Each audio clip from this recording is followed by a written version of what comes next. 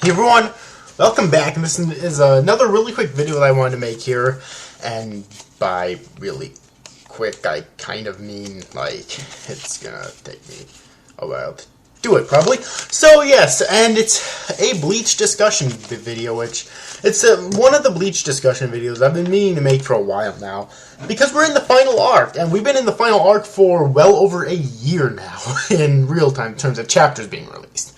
Okay. And, you know, in the actual series itself, we don't know the exact amount of time. We know it's been like 3 hours, for, like, the, 3 hours since the Quincy's launched their second assault, but we don't know how long it's been since their first assault, you know, since they originally attacked the head captain's, quarters. I doubt we'll ever know that, but still, though, in terms of real time, you know, in the real world here, and chapters being released, it's been well over a year now. I don't think no, because this arc started in 2012, right? Summer 2012, maybe a little bit before the summer of 2012. I'm pretty sure, so it's not quite been 2 years yet.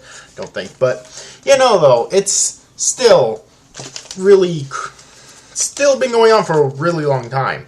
So I think it's about time that I discuss the characters that I think should die in Bleach in this current arc, in this final arc. Because, let me tell you, up to this point, we haven't had any protagonist deaths in Bleach. Okay? Like, but in this arc we had Chojiro Todoki Sasakibe die, the lieutenant of the head captain, which, that one I was kind of disappointed in, like everyone else, because we didn't really get to see the death. He even released his Bankai, but we didn't even get to see him release his Bankai. It was just referenced as like a storm type or something like that, you know. So, yeah. But we also got the head captain died, and got to see his Bankai, which was awesome.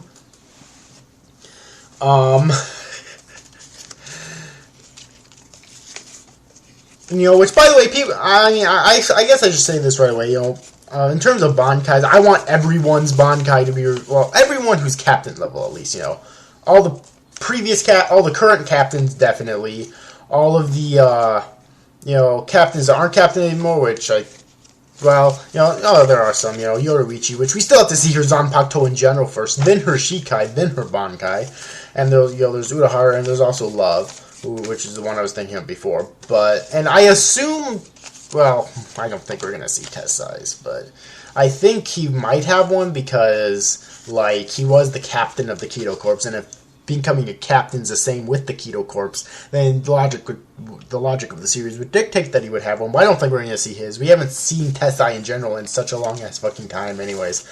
And maybe Ishin as well. Seeing Ishin's would be pretty cool. As well as, you know, other people's, like Rukia's. I really want to see her Bankai. So yeah. But anyways, back to the original discussion of this video. Bleach deaths. So yeah, we've seen Chojiro die, we've seen the head captain die, we saw Unohana die after some really fucking engaging plot twists with her. We finally saw her die. And I think it's pretty well believed now that Izuru Kira is dead, the third seat of Squad 3, or the lieutenant of Squad 3, I mean. So yeah, that's like four protagonists already that's dead, which is, or at least four major protagonists already that's dead. You know, they've been protagonists ever since, well, after the Soul Society arc. You know, not that have just been introduced in like one individual arc, you know, as protagonists, which, you know, I mean, you know, and never seen again, which, you know, I mean, 4 is good. 4 is good compared to what Bleach has had so fucking far. And I'm going to say something similar to what I said in my anime character deaths video, but I believe that character deaths are necessary for an engaging story. Alright, if it's a story where there's just shit ton of death battles going on, which there is in Bleach. You know, and, I mean, a lot of people know this. a lot of people know this, but I'm just gonna say in case you don't. It's like, and to prove my point, it's like Byakuya was supposed to die. Like Kubo was going to kill off Byakuya, but the pressure of killing off a fan favorite character, I guess, was just too much for him, so he decided to bring him back with no logical reasoning as to why he brought him back. It's like, come on. He was, he's one of my favorite characters in the series. I'm not dissing on Byakuya. Excuse me. Alright, he's one of my favorite characters in the series. Even though, his character development kind of ended after the Soul Society arc. Like with most characters, honestly. Actually, I think every character. But, for the most part. But, no, I can't say every character, because Unohana had character development in this arc. But anyways, though, his character development kind of ended after the Soul Society arc. But he's still one of my favorite characters, and his power is one of my favorite powers in Bleach, and in anime history. I love Senbon Sakura. Alright. Quite honestly. But I still would have liked it if he would have died, because... And he might be my favorite Bleach captain, too. Maybe. But I still would have really liked it if he would have died, because, like I said before, character deaths are necessary, I feel, for an engaging story like this. But he didn't. He was brought back. So, yeah. But yeah, quite honestly, in terms of talking about character deaths, I think all the current captains should die. Alright, I think all of the ones that haven't had their Bankai revealed yet should reveal their Bankais, which, alright, and then all the current captains should die by the end, to make way for a new generation of captains. And I actually include Love Aikawa in there as well. Alright. Because he's not a captain anymore, but he used to be. He's a captain. He's definitely a captain level Soul Reaper. I'm not saying that all the captains should die, I don't think, but... I'm not saying all the I am saying all the captains should die. I'm not saying all the Visored should die, but I'm saying that Love, still being a part of the Visor, he's not a captain anymore like some of the Visoreds have been, because he used to be the captain of Squad 7, and Sajin, at least, well, for the time being, is still the captain of Squad 7, The thing is, if he doesn't die by the end, I'd like him to become the captain of Squad 7 again. But I still like him to die by the end. But the other Visoreds, they can stay alive for all I care, quite honestly. So yeah, those are definitely lots of character deaths that I would really like to have. And it basically be to make way for the new generation of captains. Because then you could have, like, Renji take over as captain of Squad 6, for example, and you could have, Ikkaku take over as the new Kenpachi, even though, he did say that he wants to always serve Kenpachi. It's like, if Kenpachi dies, I'm sure he would want to become the captain, and some could argue that he'd be so stricken with grief that he would just kill himself, but I don't think that Ikkaku's like that. I think that he would want to follow in his captain's footsteps, and therefore he would want to become the new Kenpachi. Okay, and with enough training, he would probably surpass Kenpachi, because if he someday obtained the same raw power as Kenpachi, like at least equal or perhaps greater, without using his Zanpakuto, or without releasing his Zanpakuto rather, then he'd be even then he'd definitely be superior to Kenpachi, because, well, Ikkaku has Bankai. It's unknown for how long he's at Bankai, but he still has Bankai. And some would say that Yachiru probably would, but we don't even know what Yachiru can do if she even has Bankai, because it's like Ikkaku, I think, he's obviously at least a lieutenant level shinobi, Soul Reaper. Okay.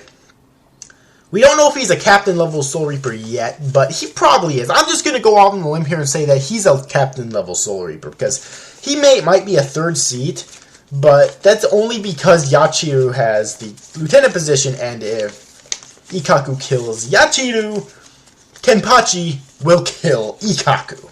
Simple as that.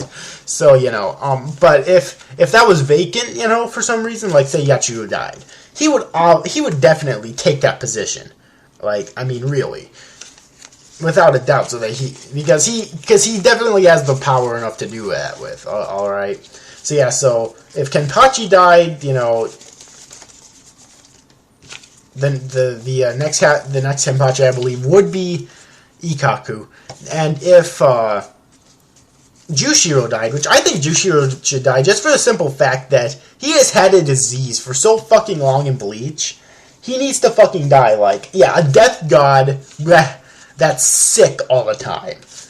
It makes a lot of fucking sense, doesn't it? So he should definitely die. I don't think he should die from his disease.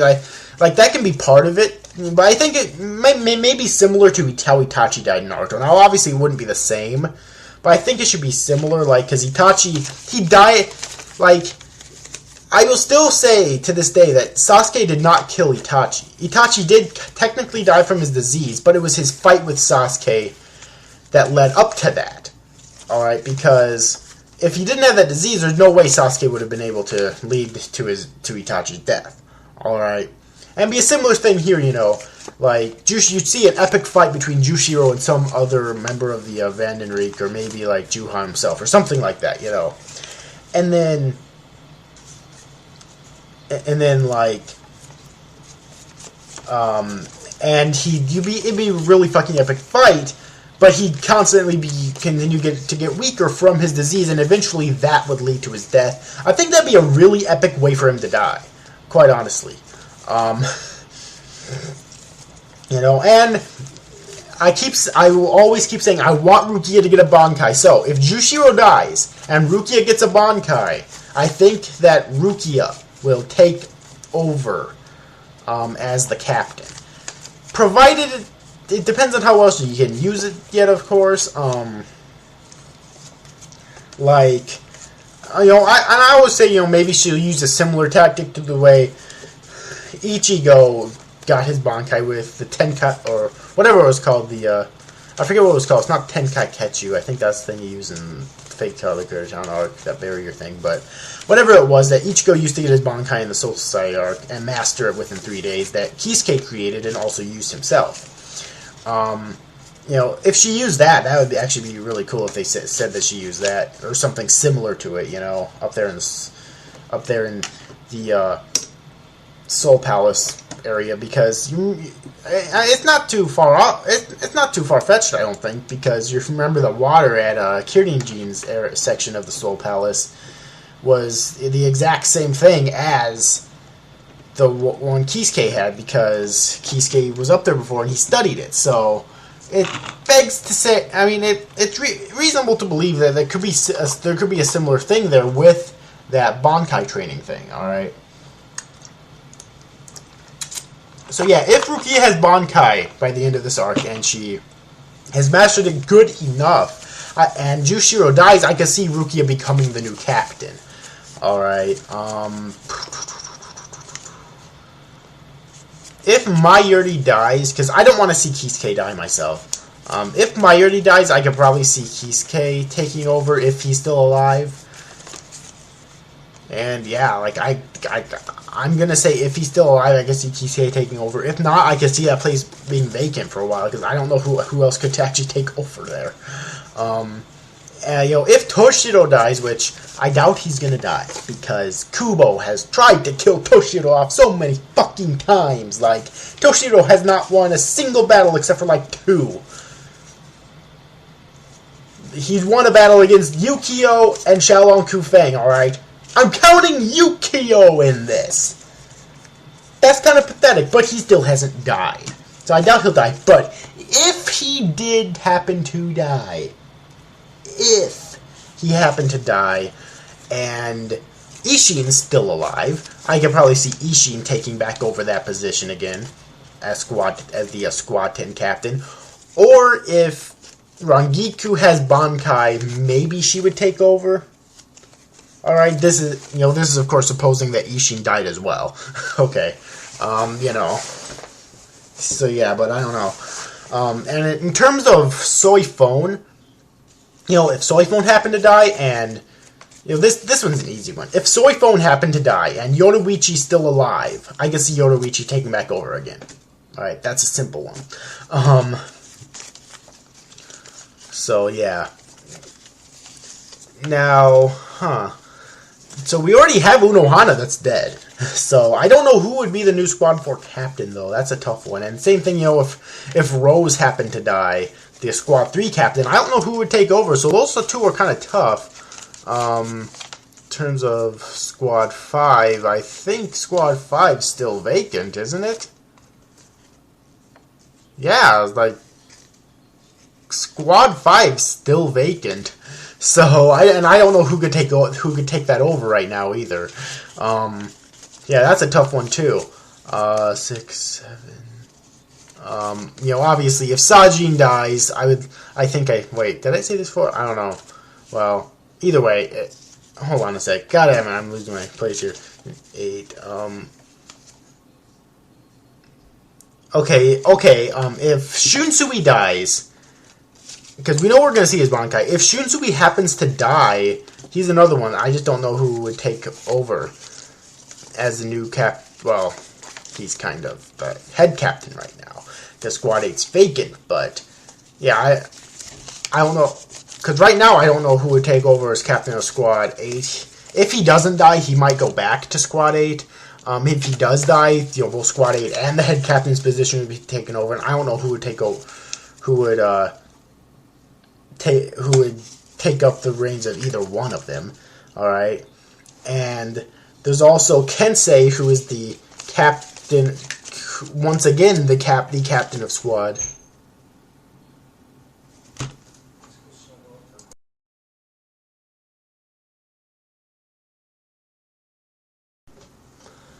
Sorry about that. I had to do something real quick. But anyways, though, if Kensei does happen to die, I could probably see Shuhei taking over finally as the new captain of Squad 9. Simply because, you know, well, we know that we're going to learn his Bankai. All right, now, granted, he probably won't have mastered it, but I mean, like, generally, if enough of the captains do happen to die in this arc, I don't think they'll care if he's mastered or not, simply because I think they'll just be desperate to have new captains, you know, new leaders. So there's always that. And so yeah, I think I covered the entirety of the 13 Court Guard squads. Now, I would like to see the entirety of the Royal Guard die as well. Simply because it would make way for new Royal Guard members. And, you know, I already have them picked out of the Royal Guard members that, well, provided that they can, provided that they're able to allow them to become Royal Guard members, despite the fact that they haven't really contributed much of anything to the Soul Society. The only one that on my list here that really has would be Kisuke. Well, which, I mean, he's created a lot of things. So generally, the things he created aren't really contributed to the Soul Society, but he still created a lot of things. He's the most intelligent character in Bleach. Fucking period. Alright, let's list the things he's created. He created the Hogyoku, which Aizen kind of completed. But still, he created the initial concept and construct of the Hogyoku. He created the, I still forget what it was called, but it was basically a thing where he and Ichigo used to learn and master Bankai in 3 days. He created the Tenkai Ketchu that they used to swap out the fake Karakura town into the, or the real Karakura town into the Rukon district and replace it with a fake one. He created the fake Gigai that he, Yoruichi, and Tessai used to hide in the world, and the Visors as well used to hide in the world of the living. Alright, and that Rukia used for a little while to hide in the world of the living. Hold on a sec here. I'm going to go to Bleach Wiki. And I'll try to talk a little bit as I go there, but I want to see the rest of the things that he created.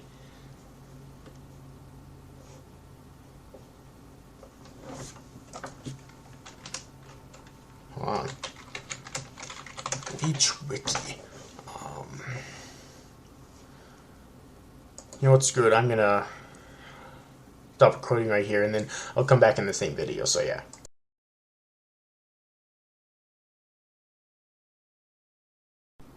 Okay, I'm back. So, Keisuke Urahara's inventions. He created the Hogyoku.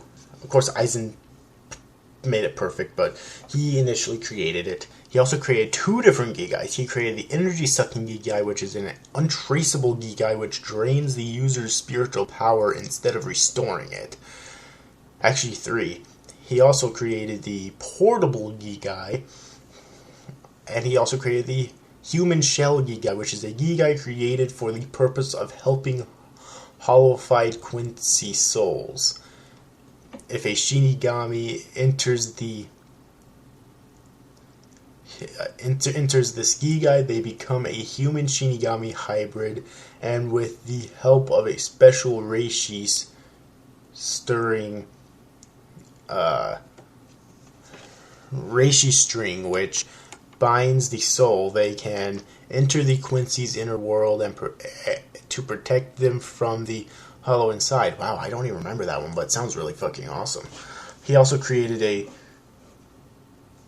the soul object integration.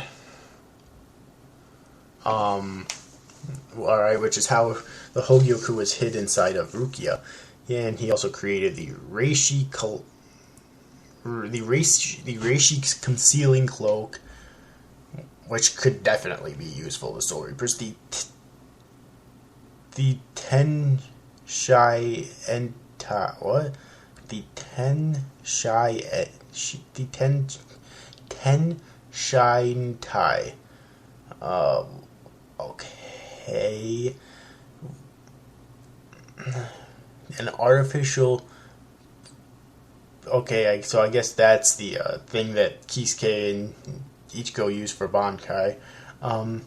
The Karakurizer Transformation Watch, which was kind of filler, but still, though, Kubo did state that he intended for that to be in the actual manga, but he didn't have time to put it in because he wanted to put so many other things in, from what I heard anyway, so he decided to have them use that as filler. And they were really enjoyable, too. Alright, but he created three things with that. Transformation, the Razor Beam, the Communicator, and the Electrocute. Urahara can have the watch shock cone. Okay. So basically just the watch in general. He also created the anti-hero armor, the two-way holographic communicator, the Restoration Hot Springs, which he kind of got from Kirijin by studying it. Alright. The anti-hollowification vaccine, the Piro. Piro is a small sentient device created by Urahara and given to Orihime, taking the shape of a urn with wings. Piro's main purpose seems to be altering Urahara, or alerting Urahara in case of any nearby danger with a built-in camera. Interesting. Don't remember it, but it's interesting. And then there's the Shin Ikaku, which is a special pill designed to temporarily infuse. Okay, yeah, so that's something he revealed in this current arc. So yeah, so he created a lot of shit in the series. Okay. So that's why, in terms of him becoming a, I kind of got off track there a little bit, sorry about that, but that's in terms of him becoming a member of the Royal Guard. At least one other member died, obviously. He'd have it made in terms of their general, like normal rules about that. Alright, because he created so much shit. Some of it which got him banished, but some of it that could be really useful, such as the reishi blocking cloak, or whatever it was called, that obviously could be really fucking useful. Yeah. Also, Aizen too. Now, bear with me here. There's a lot of people, and myself including, thinking that when he gets into battle in this arc, it's going to be revealed that he wasn't all that. After all, like, his methods were evil, but his intentions were actually quite good because he wanted to take out the Spirit King because the Spirit King is evil and whatnot. If that's the case, I could probably see him becoming a member of the Royal Guard. Alright. Also, obviously, that's provided he doesn't end up dying. If Kenpachi doesn't end up dying, I could definitely see him going over just because of his sheer volume of power. Alright, which, even though he didn't create anything, again, they've changed the rules of quite a few things in this series over the years, so I can see them changing those rules too, perhaps. Yeah, and it also give Ikkaku yet another reason to become the captain of squad, or to become the next Kenpachi without the current one dying, So yeah, and also Ichigo, obviously, main character. Because we know he's not going to fucking die in the series. We know that, okay? As much as it would be awesome to see the main character die, we know Ichigo's not going to fucking die. Alright, and, the other one, I can probably see the other war potential with, well, no, because the last war potential I haven't mentioned yet that we know of is Uryu, so I couldn't see that because he's a Quincy, but, I don't know, maybe Shunsui? We know he's going to be fucking powerful as all shit when he releases his Bankai, so maybe Shunsui. You never know, really. So yeah, but basically, back to what I was saying originally, though, I think that the Royal Guard should die. Alright. Because, granted, they weren't just introduced in this arc, but I still think that they should die, because so far they don't seem to be too interesting characters, in my opinion. They're not horrible, but they're not great either, I don't think, quite honestly. Alright.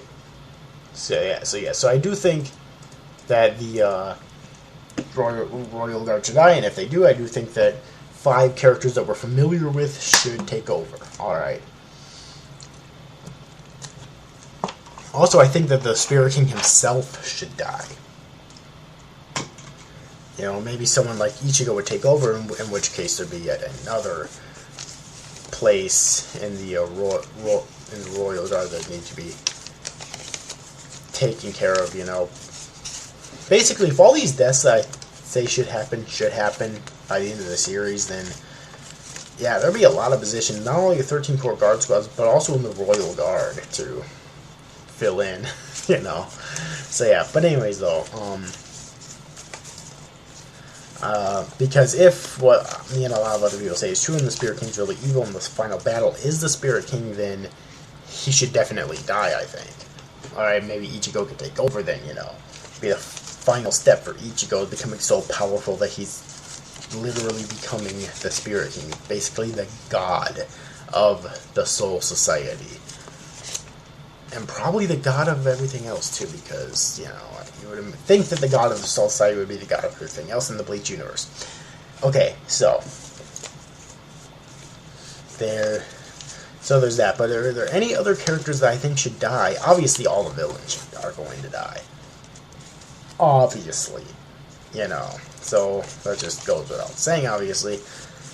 So it's not really worth mentioning, I don't think.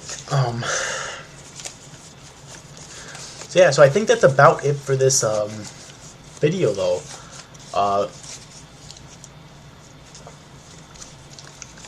So yeah, so tell me what you thought in the comment section below.